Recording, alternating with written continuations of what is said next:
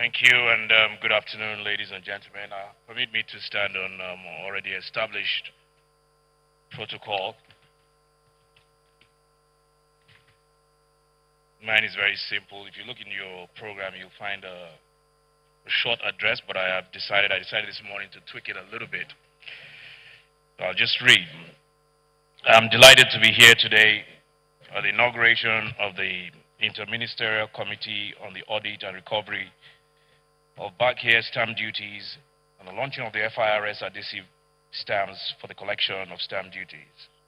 I congratulate the Executive Chairman of the Federal Inland Revenue Service, FIRS, Mohammed Nami, and all the staff of the service for delivering today's event. And I thank all of you who have taken the time to be here today. As a consequence of current global realities, our country can no longer rely on the sale of crude oil to provide sufficient income to develop infrastructure, finance governance, and build an economy with enough ladders of opportunity to lift our people out of poverty.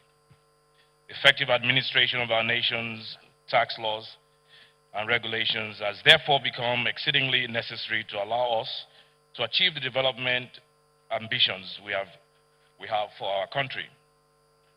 This is in addition to ongoing efforts to ensure that we identify and eliminate all avenues for waste and misappropriation of scarce resources.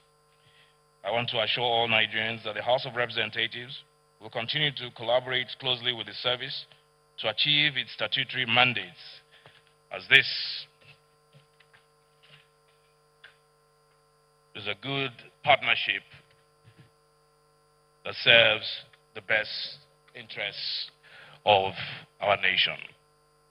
We will continue to provide support through legislative interventions as may be required to ensure that the service succeeds in its mandate.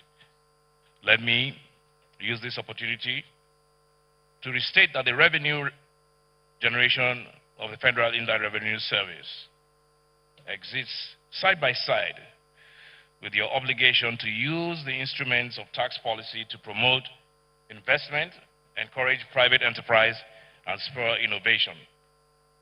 The Interministerial Committee that is being inaugurated today has a vital role to play in helping government bridge some of the pressing revenue gaps that presently limit our ability to deliver on our commitments to the Nigerian people.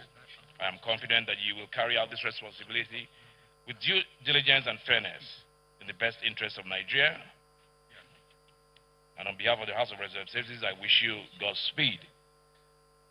For me, tax revenue collection must be professional as it must be aggressive. Many of us have heard of the popular Uncle Sam.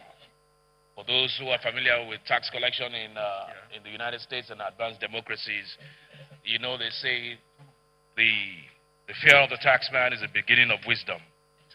And they have who or what they refer to as Uncle Sam in taxation agencies in America and other developing countries. Ours must not be any different. I believe stiffer penalties for tax evasion in our laws should be looked at and reviewed, as the Attorney General said earlier on. We must review our laws to prefer stiffer penalties for tax evasion. And tax evasion and tax avoidance, the lines must be clearly defined or blurred, as a matter of fact, because a lot of people use tax avoidance to commit something close to criminal offenses. And I think it's time we should begin to look at this, particularly in the times of dwindling revenue, like I said earlier on. I don't think Nigeria as a country blessed with 200 million people, several material resources, human resources, should be at a point where we should be relying on one commodity that is fast dwindling. There are many countries, after all, that do not have any commodity at all to export or to rely on, and they rely on their taxes. And therefore, we should begin to look inwards. We should begin to just pretend, even if it's a pretense, pretend that we do not have oil, pretend that we do not have all these commodities that are in our backyard, and pretend that all we have is human resources. All we have is our 200 million people.